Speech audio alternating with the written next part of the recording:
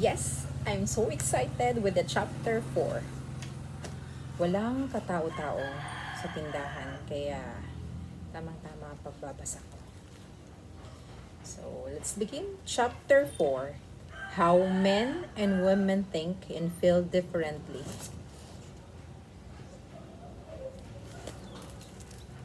With an awareness of how men and women think and feel differently, we are freed from the tendency to try to change our partners at those times when we are not getting what we want. With a greater level of acceptance and understanding, love flourishes and we get what we want from our relationships. Through understanding our historical and evolutionary development, we can take what is useful from our past and update it in ways that do not reject our genetic makeup and can expand or stretch ourselves to be more of who we can be. Trying to ignore differences only creates more confusion and frustration between the sexes. The generalization the generalizations I make about men and women are certainly not true for everyone at all times, but they are true for a lot of people. When they do not apply to your situation or experience, just set them aside like an outfit that others may buy that you don't.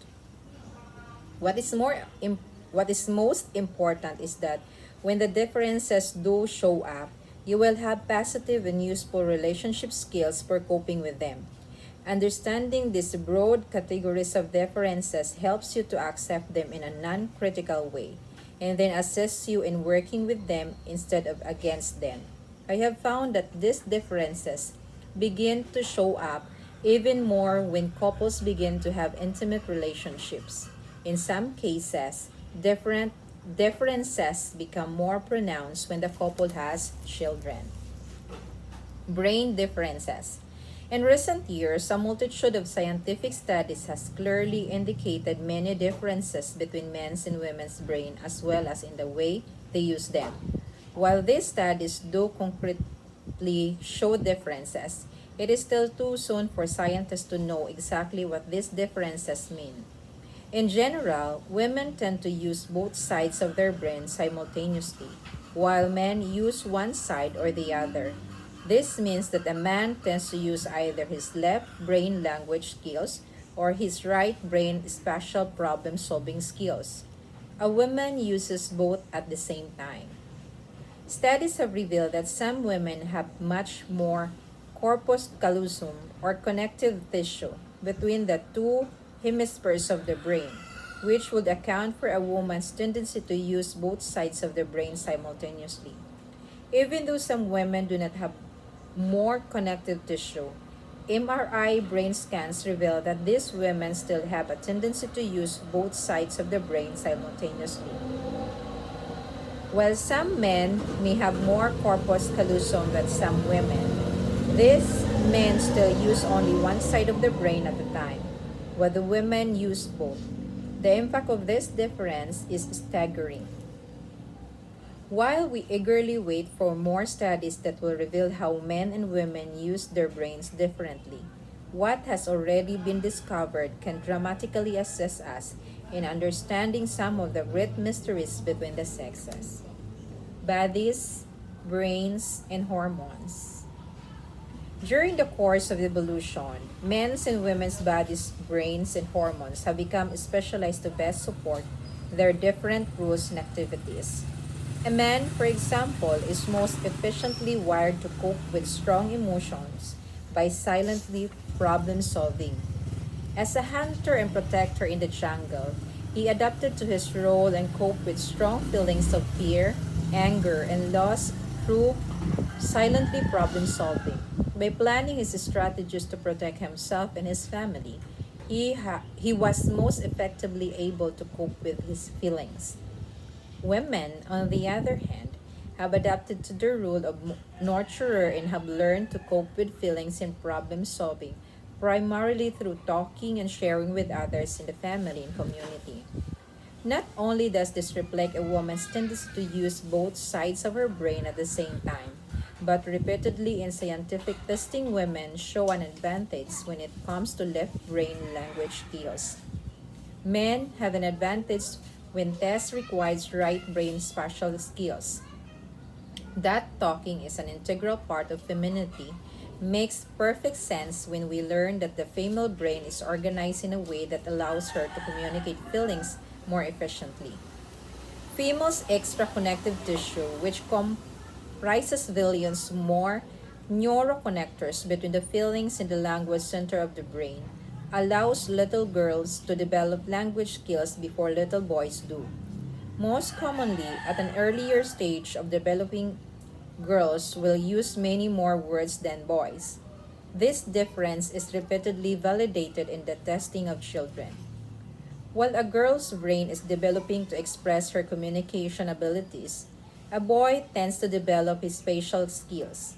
Spatial skills, for example, help us to determine how far to throw a ball or where to run to get help and how to get there. The development of spatial skills allows a boy to do something about it. When he is emotionally distressed, spatial skills for him are an integral part of problem solving. As any parent knows, at an early age, a girl's impulse is to talk, sometimes without thinking, while a boy's impulse is to act, sometimes as well without thinking. When a girl feels supported in talking without the fear of rejection or loss of love, then she is eventually able to grow the neuroconnectors that allow her to feel, speak, and think at the same time. As an adult, when she is upset and is not thinking clearly, she will instinctively want to talk to someone who will just listen. These supports help her to reconnect her thinking to her feelings and make sense of the situation to determine what to do. When a woman is distressed, she seeks out help in the form of someone to listen to her, articulate her feelings. On the other hand, when a boy feels safe to act without fear of abusive punishment or the loss of love, he has the freedom to act, make mistakes, and then think about what he did and correct his behavior. This self-corrective mechanism allows him to learn from his mistakes. Eventually, he can grow the neural connectors needed to feel and then think before acting. When a man is upset and not thinking clearly, he will instinctively want to move around. He may simply pace back and forth just to satisfy his urge to do something before he has figured out the right thing to do. Any simple mindless activity will help him to express his feelings of wanting to do something. When a man is upset and not thinking clearly, he will instinctively want to move around. He may simply pace back and forth just to satisfy his urge to do something before he has figured out the right thing to do. Any simple, mindless activity will help him to express his feelings of wanting to do something while he is trying to use the right side of his brain to figure out what to do. Just as spatial skills are required for playing games like basketball, soccer, and football, they are also required for the hunter to stalk his prey, accurately throw a spear, and then find his way back home. When we consider how long men have specialized in being the hunters and protectors, it is no wonder that our brains are organized so differently. A man must think about feelings before he talks about them, while a woman can feel, talk, and think all at the same time. While a woman may be quicker to speak out about her feelings, a man will tend to act more quickly to solve problems.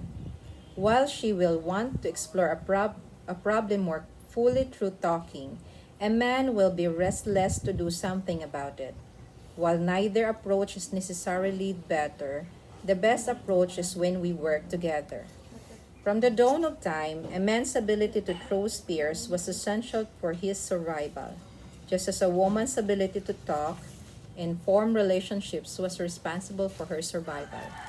It is no wonder that our brains develop so differently, with a woman able to communicate her feelings more efficiently, while a man's pattern is to detach from his feelings to consider a problem and its solution.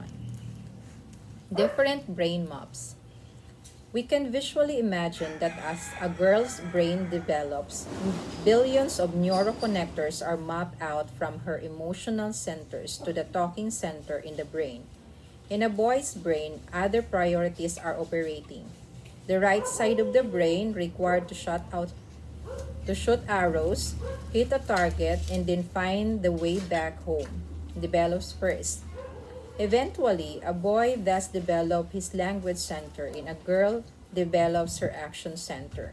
But the way we use the centers as adult ends up being very different. As a result of this different order of development, a man's emotions are more tied into action problem solving and not talking, while a woman's emotions are more tied to communication and then problem solving. A man's brain first develops billions of neuroconnectors between his emotions and his action center. When he is emotionally charged or upset, he generally wants to do something about it. Finding a solution is his priority. Certainly, a woman will also act to solve problems, but because of the way her brain develops, her initial tendency is first to talk about it. A woman has billions of neuroconnectors between her feelings and the talking center. In a sense, she has superhighways connecting her feelings to speech. When a man attempts to put his feelings into words, he needs to first think about what he wants to say. For him to express his feelings in words, there are no freeways and he has to take winding back roads. First, he has the feeling. Then, he wants to do something. Then, in analyzing the feeling and what he can do about it, he decides if it's useful to talk about it.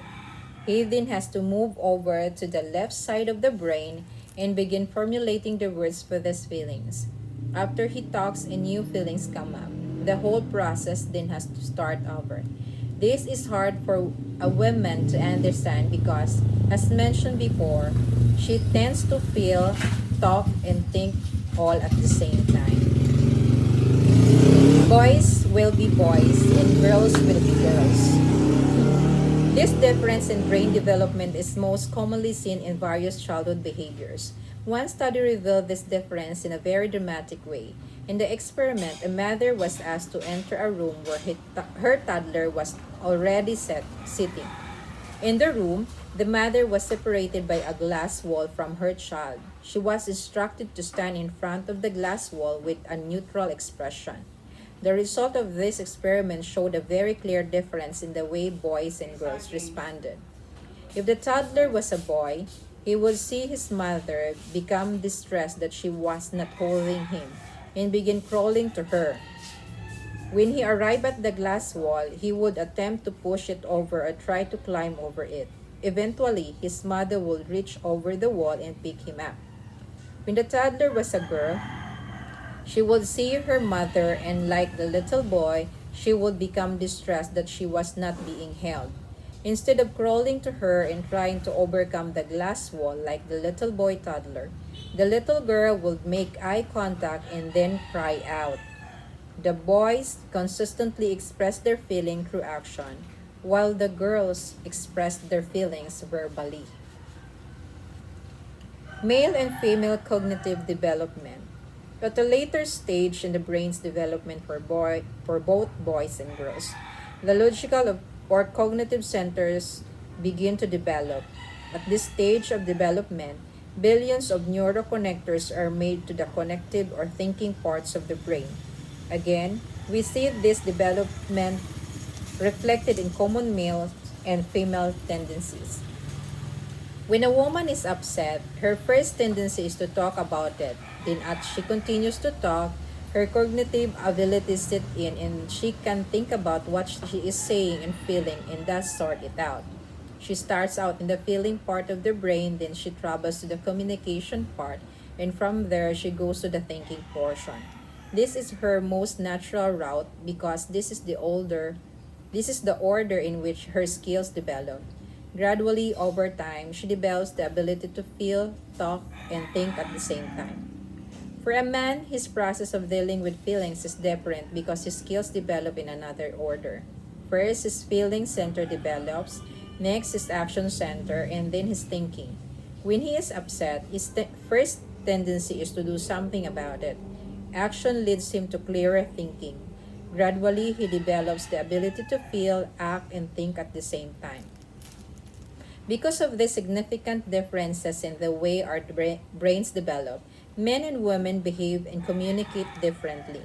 Men use communication primarily as another tool to express their thinking in order to achieve some goal or solve a problem. Women use communication for this reason as well, but they also depend on communication as a way to connect with their feelings and to clarify the thinking. Communication has a much greater significance for a woman. In a similar way, action is more significant to men. Action is like a pump that activates the thinking part of a man's brain. Women also use action as a way to solve problems, but for men, it is much more. Action is the most significant way for a man to find mental clarity and to express his feelings. How men deal with feelings differently. When a man puts his feelings into action, he is able to sort them out. Simple, goal-oriented activities like sports allow him more fully to activate the thinking part of his brain and more effectively to deal with emotions. A close male friend of mine was given the very terrible news that his daughter had cancer, which I knew about from my wife before he called to tell me. After a normal exchange of greetings, he announced that he had bad news, then paused. I already heard from Bonnie.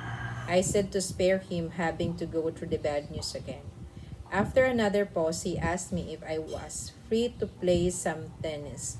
I said I was, and we arranged to meet at the neighborhood court in a few minutes. When I told Bonnie where I was going, she understood perfectly and told me to give my friend a hug for her.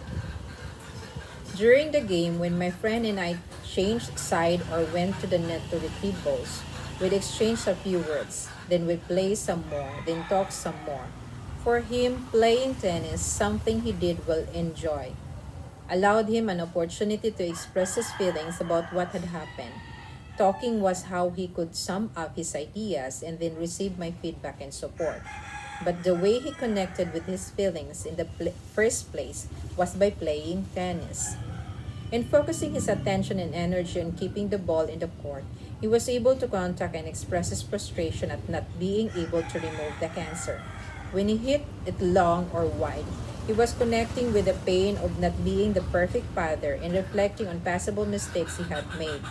When the ball stayed in, he connected with his desire to do the right thing and be the best father he could. By connecting with his desire to beat me and win, he fueled his desire to beat this cancer and save his daughter. After the game, sitting on a bench by the court, we explored different ways of supporting his little girl through the coming ordeal.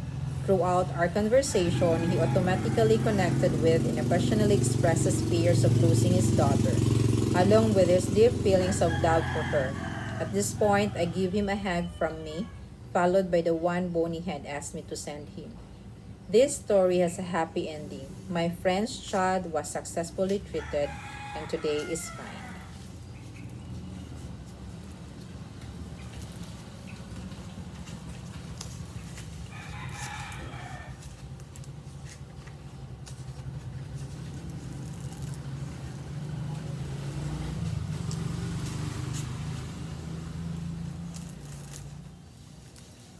How men receive love differently. It is through his actions that a man can most directly connect to his feelings, and it's through acknowledging and appreciating his action that he feels the most love. Direct appreciation of a man's decision in action and forgiveness of his mistake is the most direct route to his heart. This acceptance frees him to most effectively experience the fullness of feeling love and in return become more loving. Women do not instinctively understand this because their feelings are direct connected to the brain's talking, not acting, centers. Women mistakenly give the kind of loving support they themselves want without intuiting a man's needs.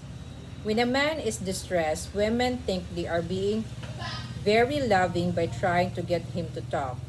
They do not instinctively realize the best thing they can do is lovingly to accept him by giving him lots of space, and then, when he is directly supportive, to respond warmly in a way that says they are glad to have him in their life.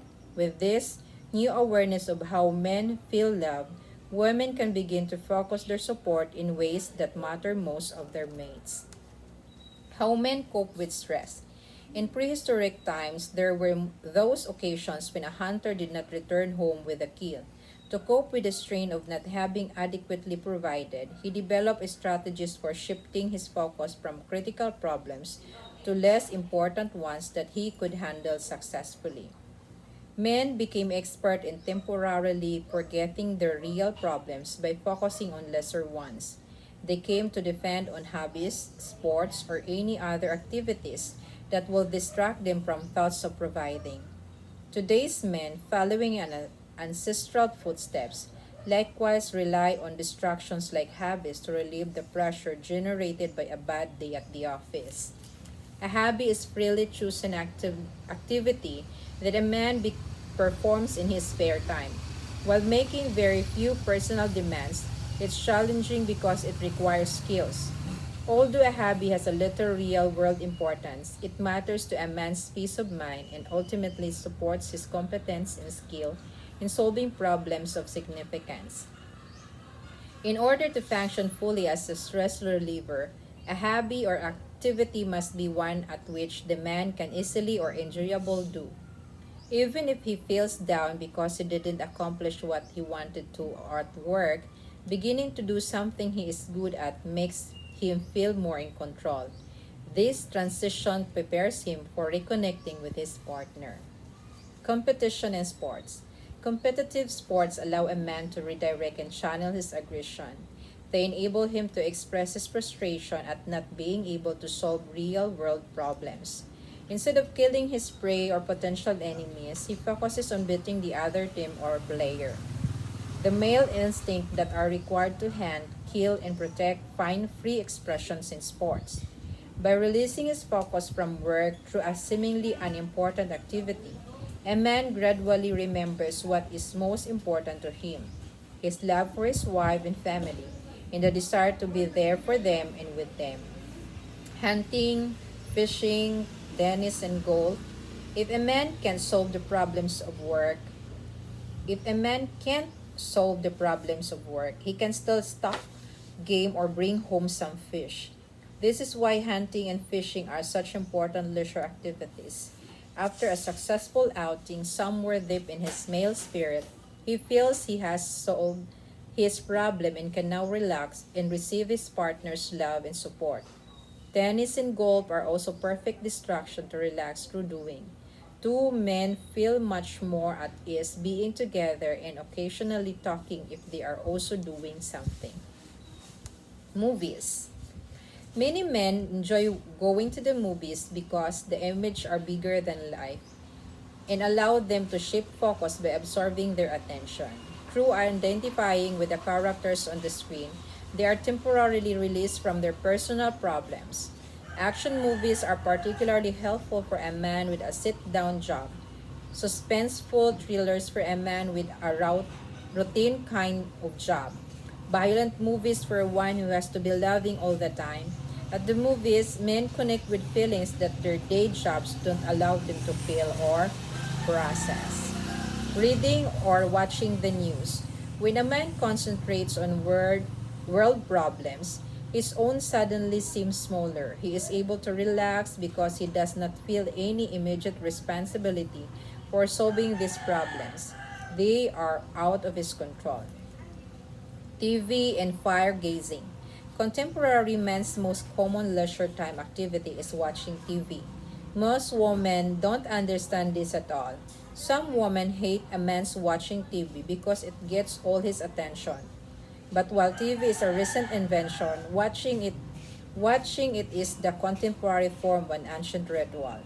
While visiting communities so primitive that they didn't have TV, I noticed that at dusk, while the women were occupied in talking and performing tasks, the men were sitting silently in a circle, gazing into a fire. Fire gazing is the most ancient and potent of male stress reducers. When men today stare into the TV, they are in effect mindlessly looking into the fire. It allows men to redirect their focus, stop thinking, and just relax. This relaxation rejuvenates the body, releasing the stress and tensions of the day. How men can accomplish more by doing less. One of the most relaxing activities is watching the news. It is relaxing because these are not problems I feel I have to solve. Once I really realized that I didn't have to solve my wife's problem for her to feel better, then listening to her became as relaxing as listening to the news. And even better, she appreciates me for it and the TV doesn't. Most men do not realize that by actually doing less in a relationship, they can support themselves and their partner much more. By learning to listen to a woman's feeling in a sympathetic way and focusing less on solving her problems, not only can he make her much happier, but he can also relax. Although the end result is enhanced mutual ease and support, it will take some extra startup effort to excel at these new relationship skills. It is common for a man to hear a woman's feelings of unhappiness after a hard day's work and conclude that he must do more to make her happy. When he does more and she is still overwhelmed, he naturally feels frustrated and unappreciated and eventually stops giving. Placing an overwhelmed woman becomes an impossible task. When a woman is overwhelmed, she needs emotional support. In most cases, she first needs to talk about her feelings with a partner who understands and sympathizes with her. Then and only then can she appreciate his physical efforts to solve her problems. Doing more so that a woman will have less to do is not the answer to making her happy. The way to support a woman best is to nurture her female side so that she doesn't feel an urgency to do everything now. Men do not instinctively realize that her overwhelming feelings are not fixed or illuminated through helping her solve her problems. To support her, a man needs to remember that her overwhelming feelings are released only through nurturing conversation.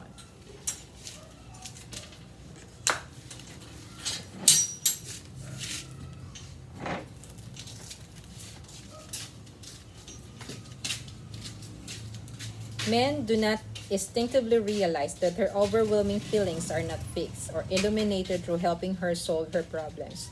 To support her, a man needs to remember that her overwhelming feelings are released only through nurturing conversation.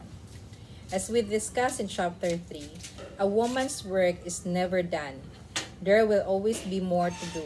However, by learning to initiate conversation and listen respectfully, a man can free her from the urgency to do it all now. From this centered and loving perspective, she can then accomplish what is humanly possible in a more relaxed manner. Men who do too much.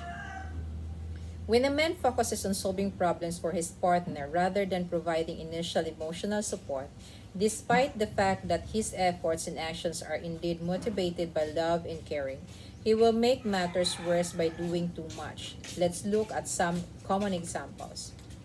Tom, like so many men, was frustrated by hearing his wife, Sharon, complain about having too much to do. His way of dealing with the problem was to attempt to divide domestic responsibilities along guidelines that she agreed were fair.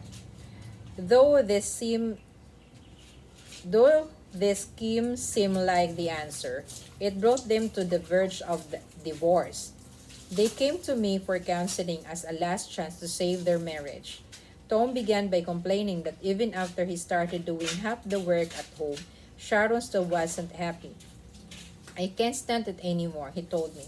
I'm willing to do more chores and make it her happy, but if she still going to be unhappy, I'm through. Tom made the classic mistake of expecting Sharon to be happy by solving her problems.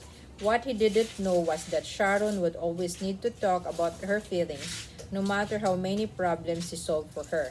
There would still be problems she felt compelled to talk about. As it turned out, Sharon was every bit as dissatisfied as Tom.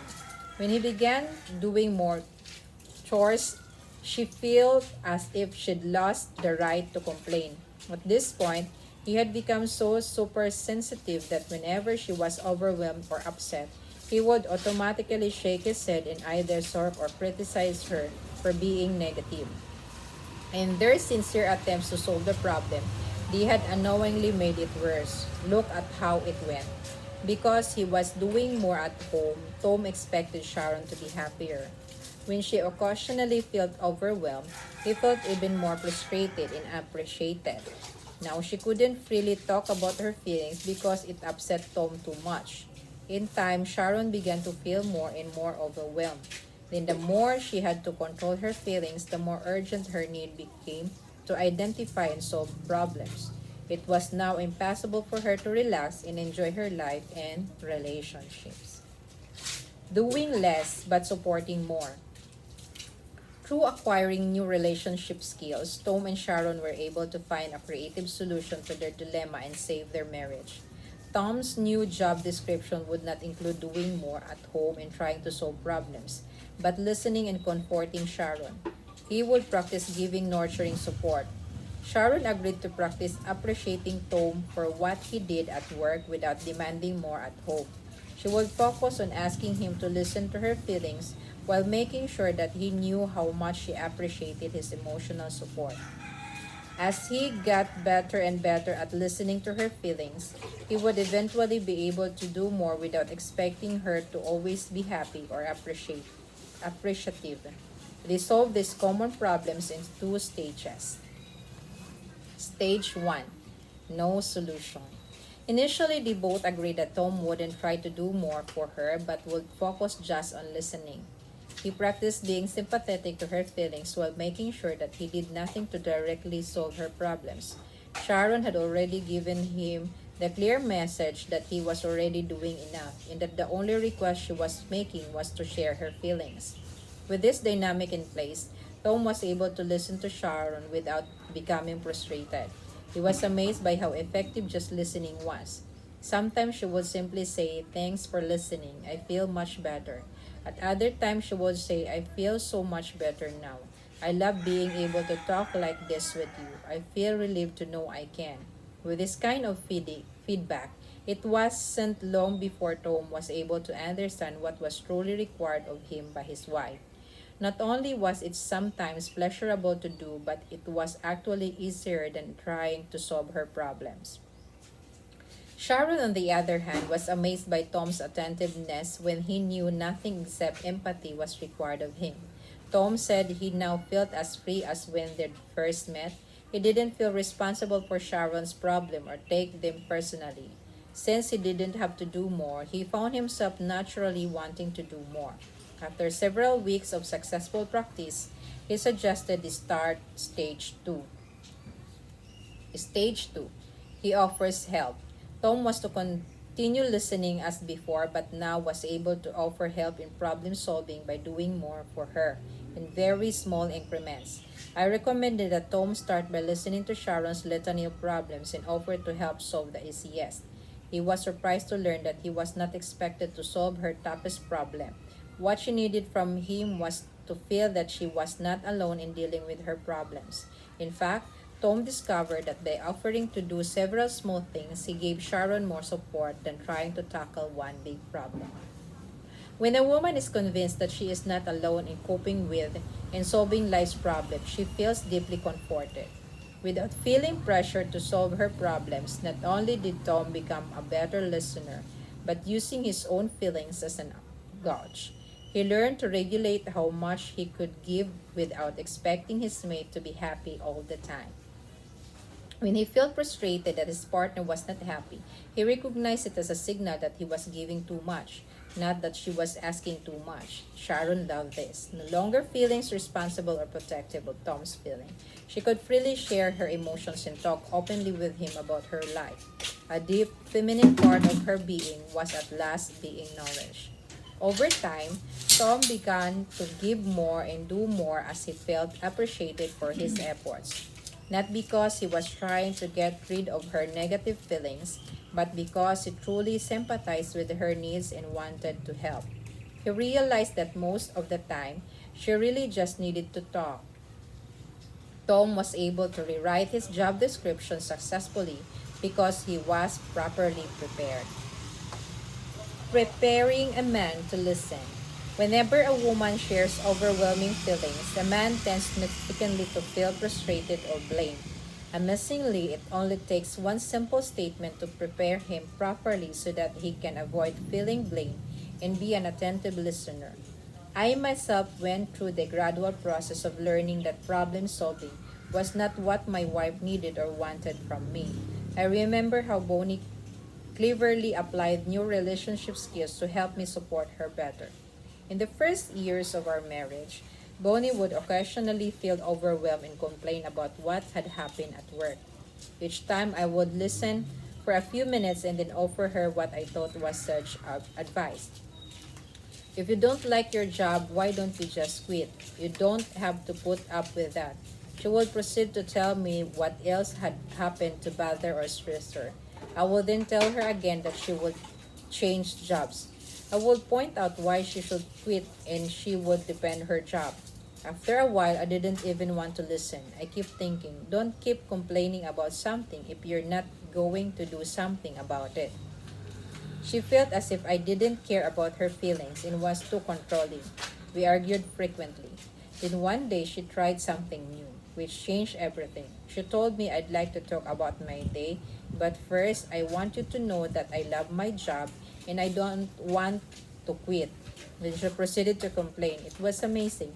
Every time she paused, I wanted to say, why don't you just quit that job? But I couldn't because she had already answered it by saying that she loved her work.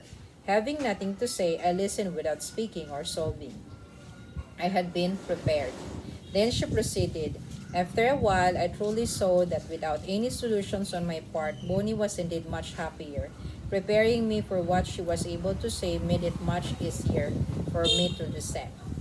A woman can prepare a man to listen by letting him know in advance what it is that she needs. This allows him to adjust his instinctively expectation to learn expectations. For example, when a man has worked hard or was particularly successful that day, his instinctive his instinctive expectations are much higher. When she talks about her problem, he fully expects her to respond favorably to his solutions and doesn't relate to her need to communicate feelings and talk about problems as a way to feel better. He instinctively feels that as a result of his actions that day, she should be happy. Without some preparation from her, it is easy from him to be frustrated. Success and relationship. When a man begins to realize that he has gone about as far up the ladder as he is going to go, and his partner is still complaining, he despairs of ever receiving the support he wants most.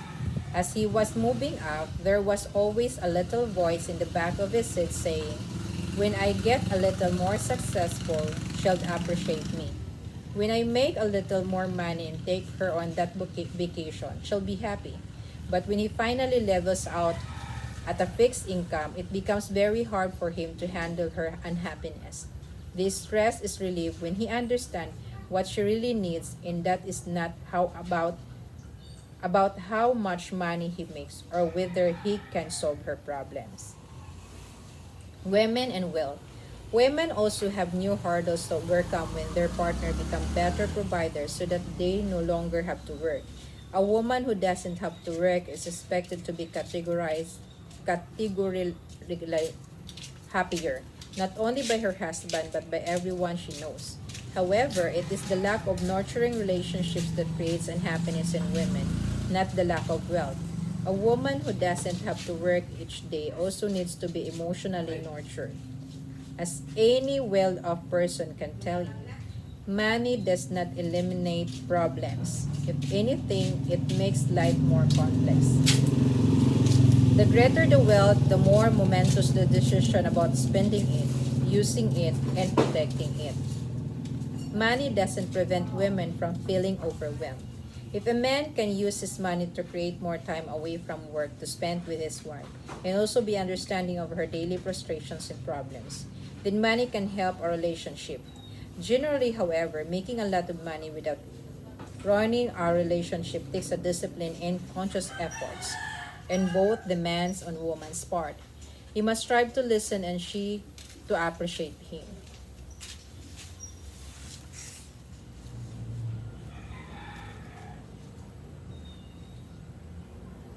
On both the man and woman's part, he must strive to listen and she to appreciate him.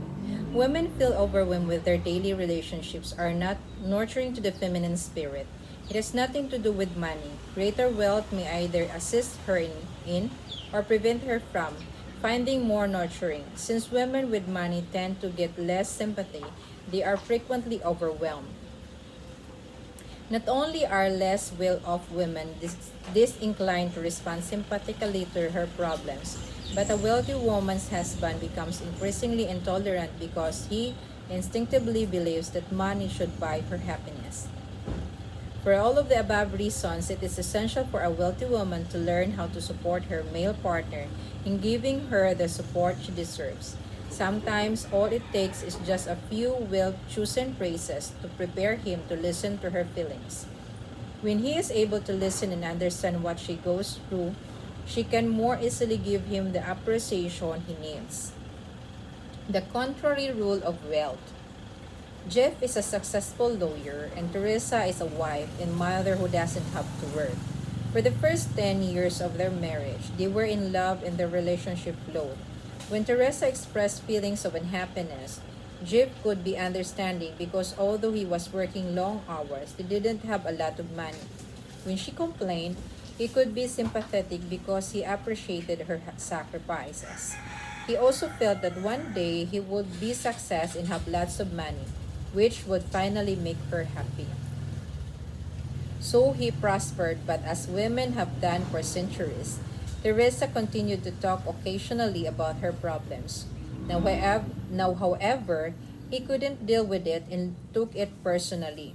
He felt he was still not doing enough and that no amount of money would ever be enough to satisfy her. Whenever she complained about her day or wanted more from him, he felt that she wasn't appreciating his hard work.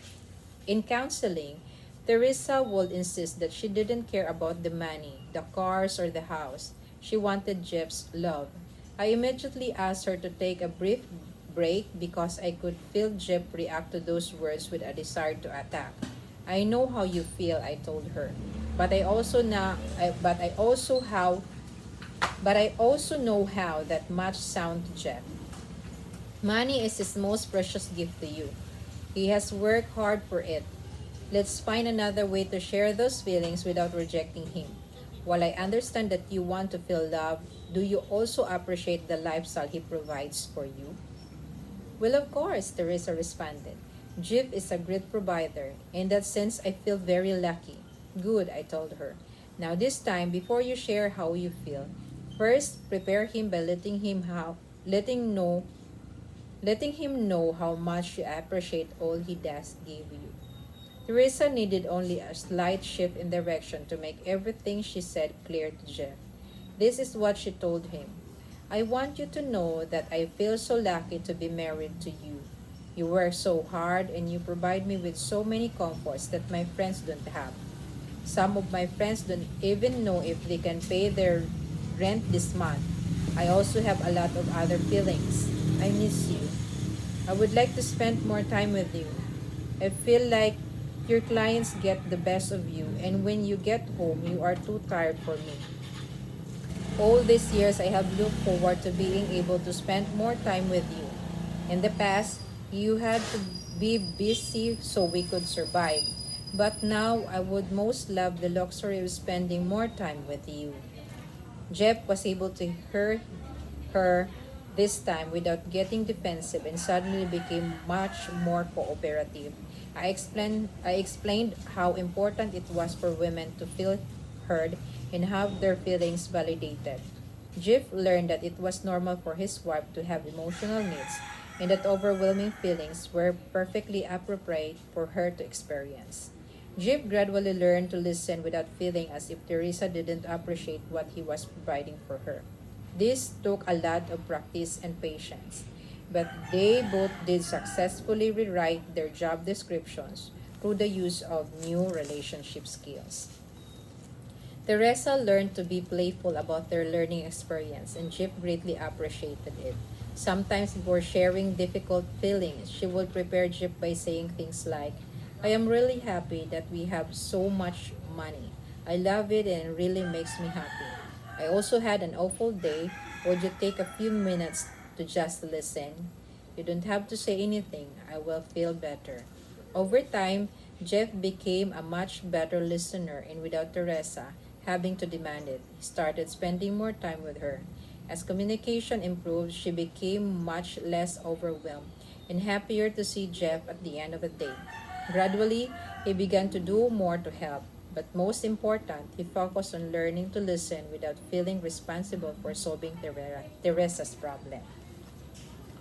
How women unknowingly turn men off. Mhm. Anong na-turn off ang mga lalaki? Quite commonly, a man gets turned off to a woman because he doesn't understand a woman's need to talk about feelings and problems. While she thinks just making conversation and letting him know that she is open to him, he misreads the situation and feels that he could never make her happy and decides to not get involved. A limousine driver I had occasion to speak but with put it like this when I asked him about women and relationships. He was 32, single and experienced. He claimed he had had 7 relationships that he considered special. I was curious to discover what went wrong. After we talked for a while, he said, I think I'm jink. I'm only attracted to women with psychological problems. I laughed and then said, let me see if I can guess what happened. In the beginning, these women were very warm and pleased by you. You felt really good about yourself when you were with them. You cared for them and wanted to make them happy. Then, as each relationship progressed, they would begin to talk about problems. It seemed as if no matter what you said, they just came back with more problems. Yeah, that's right, he exclaimed. How did you know? I assured him that these women did not have psychological problems. As I explained to him why women feel overwhelmed and what they really need, he, like most men, began to feel relieved and expressed a renewed interest in pursuing the relationship he was just ending. While this is a nice story, there are still millions of men out there who don't understand how to react when a woman talks about her feelings. If women are to stay feminine and share their feelings, it is essential that they learn the advanced relationship skills of preparing a man to listen to them. Many times it takes only one sentence to remind him in a playful way that she appreciates his listening, knows it must be hard to listen, and that she really doesn't need him to say anything or do more to make her feel better. Once a woman masters the art of preparing a man to listen, she will begin to experience a new freedom of expression in her relationships. Whether she is starting a partnership or is already involved in one, and as with all new relationship skills, it is only requires a small shift that doesn't involve changing who you are. Successful giving and receiving. Without becoming overworked himself, a man can learn to be more effective in supporting his partner. At each step, her appreciation will motivate him to do more. It will not entail a major sacrifice, nor will he feel controlled. Men want to be the providers. They want to take credit for a woman's happiness, and they thrive on feeling successful and making a difference. They just need to feel appreciated for it. This is the kind of love and support that a man craves most from a woman. Men and women complement each other in a very magical way. Men thrive in a successful caring for their partners, while women thrive when they feel cared for. Certainly, women also love to care for their male partners, but primarily need to feel cared for themselves. I have never heard a woman say, my partner completely ignores me, but I still love giving to him. In a similar way, men need to feel cared for, but primarily need to feel successful in fulfilling their partners. Why couples break up? In listening to hundreds of couples on the verge of parting, I hear the same message over and over. Women say they give and are tired of giving and not giving back. They want more. A man's discontent is similar but different in a very significant way. Men say I give and give, but no matter what I do, it is never enough to make her happy. This is because his condition for fulfillment is primarily based on fulfilling her needs. When she is happy, he is happy. Why couples break up? In listening to hundreds of couples on the verge of parting, I hear the same message over and over. Women say they give and are tired of giving and not giving back. They want more. A man's discontent is similar but different in a very significant way. Men say, I give and give, but no matter what I do, is never enough to make her happy. This is because his condition for fulfillment is primarily based on fulfilling her needs. When she is happy, he is happy. Men who don't want to give more simply are not feeling sufficiently appreciated. Before asking him for more, a woman must convince her partner that he is already doing enough. To read him a list of what he is doing wrong only creates more resistance. Appreciating what he does do, however, and making a specific request in small increments is the key to getting more. This simple Men who don't want to give more simply are not feeling sufficiently appreciated. Before asking him for more, a woman must convince her partner that he is already doing enough. To read him a list of what he is doing wrong only creates more resistance. Appreciating what he does do, however, and making a specific request in small increments is the key of getting more. This simple approach of a man as giver and woman as receiver does not mean that men don't need women or that women should not give. Women will always give and men will always be happy to receive. That is not the problem. The problem is that women give too much and feel overworked, while men give only what their fathers give and expect to receive the same measure of support. Why women feel they give more? Women today feel they give more and in return expect men to give back more. It is not that the man gives less, he is giving what men have always given. Through understanding the problem without blame, both men and women are motivated to solve their share of the problem. To solve this basic problem, we must first recognize that it is not really about how much more she does. Instead, it is about what she is not getting in order to be fulfilled. As we have explored, the real need that women have that is not being fulfilled is the need to be heard.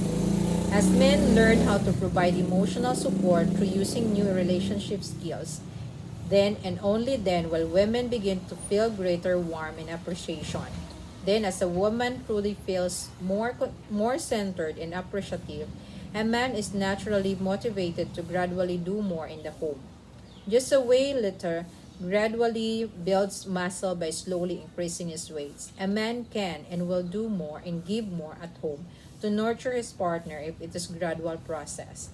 Once a man experiences his woman's appreciation, his resistance to doing more melts away.